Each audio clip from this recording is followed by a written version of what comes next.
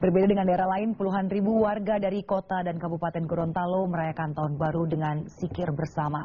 Tahun ini pemerintah kota dan Kabupaten Gorontalo melarang segala bentuk keramaian pada malam Tahun Baru. Ini untuk meminimalisasi tindak kriminal. Sekitar 50 ribu orang datang dari kota Gorontalo dan Kabupaten Gorontalo untuk mengikuti zikir akbar di kawasan Simpang 5. Lokasi zikir bersama ini merupakan perbatasan kota dan Kabupaten Gorontalo. 5 ruas jalan di tempat ini ditutup dan lalu lintas dialihkan ke ruas jalan yang lain. Zikir akbar bertema menembus pintu langit, dipimpin oleh MH Ainun Najib, didampingi istrinya Novia Kolopaking. Dalam zikir akbar, Cak Nun mengimbau agar warga Gorontalo lebih saling menjaga hubungan antar sesama. Dalam kesempatan ini warga juga tidak lupa memanjatkan doa bagi almarhum Gus Dur.